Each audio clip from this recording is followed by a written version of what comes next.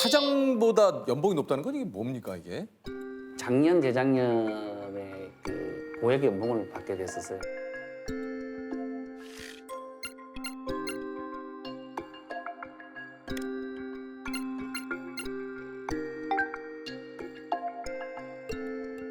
야, 또 이번에 나오실 분은 또 대단한 분이 나오시네요. 야, 이분은 그 사장보다 높은 연봉이 부장님이세요. 부장님이신데 사장님보다 연봉이 높으시다. 높아요. 예. 그러면은 약간 이분도 약간 영업 쪽 아닙니까? 그렇죠, 그렇죠. 예. 아이고, 아이고, 안녕하십니까. 예, 예. 아이고, 반갑습니다. 아유, 예. 안녕하세요. 안녕하세요. 인사가 너무 좋으신데요? 그러세요? 야, 우리 사장보다 연봉 높은 부장님이십니다. 우리나라에서 자동차를 가장 많이 판매한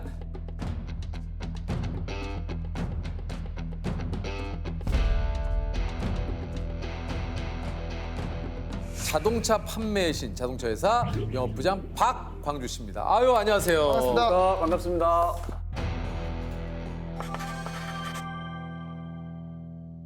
부장님이 되신 지는 얼마나 되셨나요? 현재 12년 차입니다. 부장 12년. 12년 차요? 네네. 아, 저보다 나이가 몇 살 위이시긴 한데 제 나이쯤 되면 보통 그 회사에서 한 부장님 정도 되는 겁니까? 그렇죠. 부장이 되는데 저희 그 영업 부서에는 임원직급이 없습니다. 그래서 이제 완성을 꿈꾸면서 대기 중입니다. 사장보다 연봉이 높다는 건 이게 뭡니까 이게? 작년, 재작년에 그 고액 연봉을 받게 됐었어요.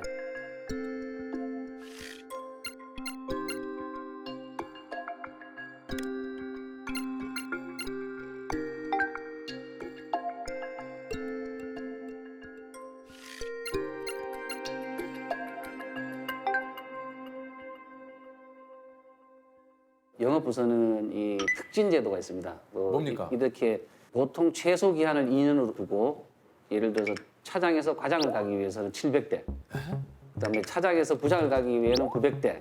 이 대수를 빨리 달성하게 되면 그때 특진이 되는데 제가 과장에서 차장으로 2년 만에, 차장에서 부장으로 2년 만에 아마 최단기 기록. 몇 대를 파셨다고요? 1600대를 뭐 2년 안에 거의 1000대 가까이 판매를 넘겼으니까 1년에 365일이면 사실 쉬는 날 빼고 거의 하루씩 팔아도 365대인데 이게 1년에 500대씩 막 이런 게 가능합니까? 그렇죠. 이게 수치상으로 보면 저도 불가능한 대수라고 생각을 했었어요. 근데 어느 순간 시간이 지나면서 누적된 고객이 고객을 소개하고 이런 과정이 되풀이되는 과정 속에서 보면은 500대가 아니라 600대도 충분히 가능하더라. 그러면 하루에 많이 팔 때는 몇 대를 팔아보셨습니까? 뭐 물론 그 대수의 수치상으로는 뭐 수십 대도 판 적도 있죠. 뭐 하루에요? 예, 대량으로 이렇게 판매도 있었는데 제 개인적으로 이 1대1 판매를 했을 때는 하루에 9대를 판 적이 가장 많이 팔았어요. 1대1인데 9대요? 네. 사실 우리나라에서 제일 자동차를 많이 지금까지 판매하셨대요. 몇 대를 판매해요? 제가 여기 인터뷰를 온다고 해서 어제 한번 체크를 해봤는데 어제 날짜로 12,705대를 팔았습니다. 12,700대. 와. 12,705대요? 네, 그렇습니다. 아니 그 전 세계에서 제일 많이 차 판 사람이 또 있다면서요? 그분이 아마 그 조 지라드라는 분인데 통계가 13,001대를 판 걸로 이렇게. 그럼 이게 얼마 차이가 안 나네요? 그렇습니다. 개인적으로는 전설적인 조 지라드의 판매 대수를 넘어서고 싶은 게 욕심입니다. 야, 아니 그 사실 2003년부터 지난해까지 17년 연속 전국 판매왕에 뽑혔. 이야, 아니 17년을 이게 아니 그 판매왕으로 선정된 포상도 좀 굉장히 뭐 대단하다고 얘기 들었는데. 그렇습니다. 뭐 저희 현대차그룹만 하더라도 1, 2, 3등에게 자동차가 한 대씩 주어지는데 자동차가요? 예, 매년. 매해요? 매해. 4,000대를 팔면은 그랜드마스터라 그래서 우리 당사에서 최고급 세단을 이제 또 별도로 주고요. 그래서 그 자동차를 하던 대수는 제가 아마 10대에서 15대, 그다음에 8,000대를 넘어서면은 그레이트 마스터라고 해서 보상금으로 현금을 5천만 원. 자동차에서 국내 자동차 업계 최초로 8,000대 판매를 달성한 판매왕 그레이트 마스터가 등장했습니다. 예, 10,000대를 넘어서는 경우에는 아직 사람이 없어서 보상 기준이 안정해졌습니다. 사장님 보고 계시다면은 10,000대 시상 부탁드리겠습니다. 아니 그 사실 2018년에 그레이트 마스터로 등극을 하고 이 얘기가 보도가 되면서 이거 좀 굉장히 깜짝 놀랄 일이 있었다 그래요? 그렇죠. 뭐 최초라고 얘기하는데 저희 회장님이 직접 저 개인 핸드폰으로 전화를 주셨습니다. 야, 그 정몽구 회장님. 예, 회장님께서 전화를 주셔서 아직도 기억이 생생한데 아침 조간신문을 보시다가 또 자네 기사를 봤는데 내가 찾고자 하는 내 자동차 그룹의 그 직원이 너 같은 사람이다. 이제 그런 이야기부터 시작하셔가지고 그 성장 과정에 대한 이야기, 재해에 대한 이야기, 뭐 힘든 이야기 이런 이야기를 들어주셨어요. 그런 일이 있고 난 다음에 회사에 큰 소문이 퍼졌습니다. 뭐라고요? 뭐 성은을 입었다. 이제 이제 오늘 그러면 회장님이 직접 그냥. 예? 아니 좀 그 자동차 회사는 어떻게 들어오게 되신 건가요? 제 친동생이 지금 공장에서 자동차를 만드는 생산직에 근무합니다. 그래서 이제 그런 인연이 돼서 도전해볼 만한 의미가 있는 직업이겠다 이렇게 해서 시작을 했었습니다.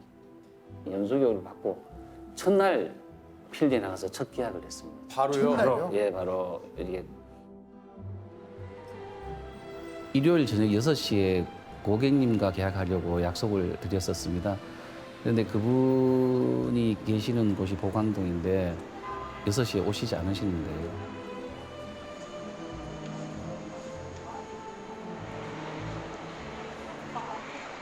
기다리는 시간이 이제 1시간, 2시간 이렇게 지나가고 나면서 굉장히 내적 갈등도 많았었어요. 언제까지 기다려야 되는지, 이분이 계약을 안 하시기 위해서 저를 회피하는 건 아닌지. 3시 한 40분, 4시 가까이 됐습니다. 새벽 4시. 그때까지 제가 그 집 대문 앞에서 계속 기다리고 있었는데 근데 그분 가족분들이 그 자유로에서 사고가 났었어요. 교통사고가 나셔서 그 교통사고 수습하고 이렇게 해서 오셨는 게 아니 이렇게 오랫동안 기다렸냐고 오늘 안 하면 내일 하면 될 걸 왜 이렇게 미련하게 기다렸느냐. 그래서 대문을 열고 들어가자마자 그 텐마루 끝에 앉아서 바로 계약서에 서명을 해주셨어요. 그때는 뭐 24시간 이렇게 편의점이라는 이런 것도 없던 그런 시절이었기 때문에 무작정 그냥 대문 앞에서 기다렸는데 꼭 계약을 해야 된다. 이런 간절함이 그 오랜 시간을 기다리게 했던 것 같아요. 그분이 직장에서 그 차를 사고 결혼도 하고 독립을 해서 사업체를 차려서 대표가 되고 다시 성공을 해서 지방으로 늘어가고까지 거의 한 20년 이상을 아직까지 연결이 되고 이게 쉽지가 않은 게 저만 해도 제 친구들끼리도 우리끼리도 얘기하잖아요. 어디서 차 샀어? 어때? 야, 그 사람 별로야. 그런데 지금 제가 봤을 때 부장님 같은 경우에는 다 너무 신뢰가 가고 믿음이 가니까 다 연결을 해주는 거 아닙니까?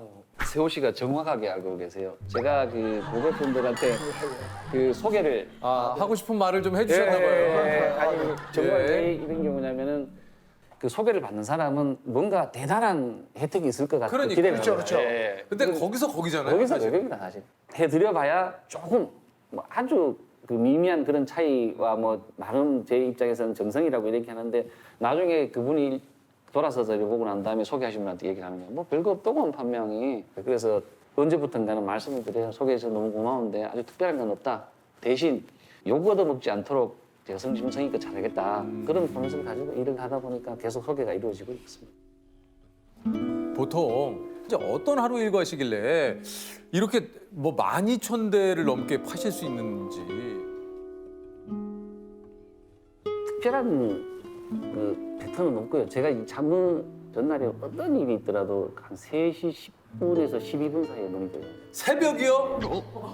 그래서 아니 새벽 새벽 3시에 주무시는 게 아니라요? 그래서 3시에 일어나면은 먼저 이제 바로 일어나지 않고 한 30분 동안 누워서 오늘 무슨 일을 해야 될지를 다시 머릿속에 정리를 좀 하고 그렇게 얘기하면 4시 반에 이제 조간 신문이 도착을 합니다 집에. 시간 그렇죠. 신문이 한 뭐 빠른 데는 한 4시 반, 4시 반에 오면 거의 신문은 아침에 정독을 하는 편이에요. 네. 그 정독을 하게 되고 저기 집을 나오면 운동센터가 이제 오픈합니다. 운동하고 샤워하고 사우나하고 그래서 집에 와서 한 7시쯤에 출근하면 사무실 도착하면 7시 10분쯤 도착을 합니다. 아니 그 좀 이렇게 영업 노하우들이 좀 있으실 것 같은데 이게 좀 어떤 영업 노하우들이 좀 있습니까? 글쎄 뭐 너무 노하우 다 알고 있는 그런 내용이에요. 저뿐만 아니라 영업을 하시는 분들의 대다수가 그 노트 작성을 하실 거예요. 올해까지 27건의 노트가 줄을 서서 있는 거 보면은 뿌듯하기도 하고 가끔 말씀드린 것처럼 뽑아보기도 하죠. 후일 이 고객에 대해서는 꼭 잊지 말아야 되겠다 이런 내용도 적을 수도 있고.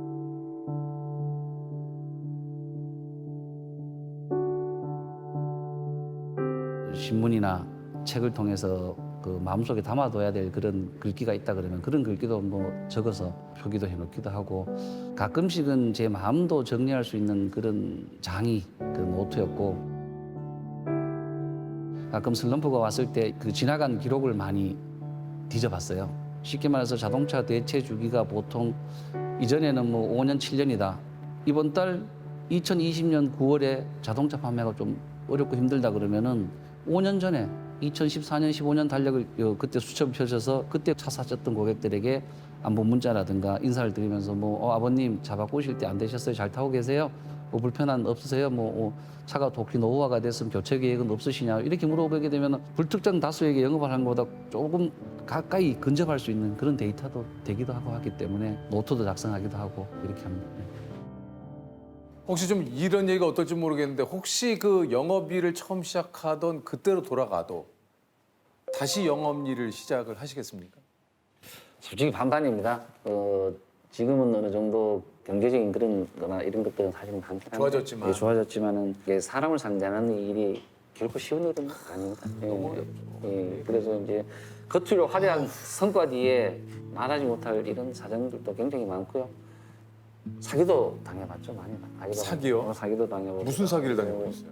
자동차를 가지고 가고 뭐 대금 지불을 안 하거나 계약금만 걸고 차를 가지고 가서 2달 타고 그냥 방치하고 그러는 이런 경우도 있었고. 그럼 그런 거 다 어떻게 됩니까? 지금은 달라졌지만 이전의 이야기인데 다 이제 개인 손실 부담도 하는 경우도 있고. 어우, 그러니까 이게 말투에서 사실 좀 그런 게 느껴져요. 그러니까 이 뭐 영업일을 하시면서 얼마나 많은 사람을 이렇게 사실 만나고 대했겠습니까? 그러니까 약간 뭐 초월했다고 하기가 좀 그렇지만 요즘 좀 많이 지치셨습니까?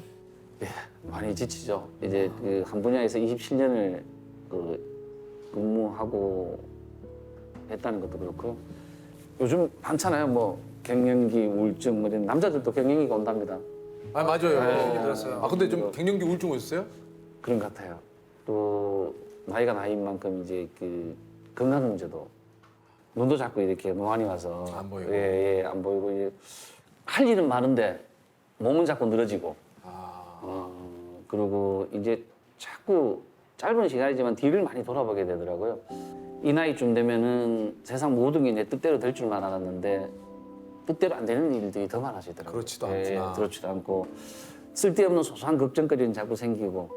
근데 한편으로는 또 뭐 이거 위로를 드리려고 하는 얘기가 아니라 17년을 판매왕을 한다라는 게 아무나 할 수 있는 일은 아니지 않습니까? 아, 그럼요. 예. 근데 또 이런 거에 대한 부담도 좀 있을 것 같아요. 물론 나도 이 정도 했으면이라고 생각을 하지만 또 한편으로는 이게 뭔가 여기에서 또 내가 그냥 꺾이기는 좀 싫은? 그게 현 시점에서 가장 큰 고민입니다. 그러실 것 같아요. 예, 가까운 친구라든가 선배들도 뭐 박 부장 이제 그만 내려놔도 돼. 수고 많이 했어. 충분해. 정말 최고야 최고. 이렇게 되는데 제 스스로도 다짐도 많이 하죠. 그렇게 해야지, 그렇게 해야지. 그게 내려놓지 못하는 게 정말 나약한 인간이에요. 자동차라는 물건이 그 단순한 물건은 아니잖아요. 작은 나사 하나가 2만 개가 3만 개가 조립이 돼서 나오는 물건이다 보니까 자동차 한 번 판매하면은 과장된 얘기가 되는지 모르지만 저희 마음도 한 3만 번 막 들었다 놨다 하는 것 같아요. 많이 헤집어지죠. 뭐 사람한테 많이 지치고 별의별 일들 많죠. 고객 앞에서 무릎도 꿇어받고 뭐 진짜 드라마에 나올 뭐 한 물바가지 세례도 받아봤고 뭐 그 당시에 그걸 안 하고 그만둘 수 있었다 그러면 회사 그만뒀겠죠. 거기서 무릎 안 꿇고 가고 그냥 바로 그럴 사면초가 있죠. 거기서 오로지 가서 이걸 인수를 못 시키게 됐을 경우에는 내가 또 안아야 된다 이런 생각이 있었기 때문에 가서 이제 그 절박함이 차를 정말 집착을 가지고 팔 때는 새벽에 이 환청 때문에 잠을 못 자요. 전화기 소리가 계속 울려 밤에 새벽에만. 그만큼 이제 막 기다림이 절실해 차 계약하는 게 밤새 걱정한다고 해서 달라질 일은 없어요 아무도.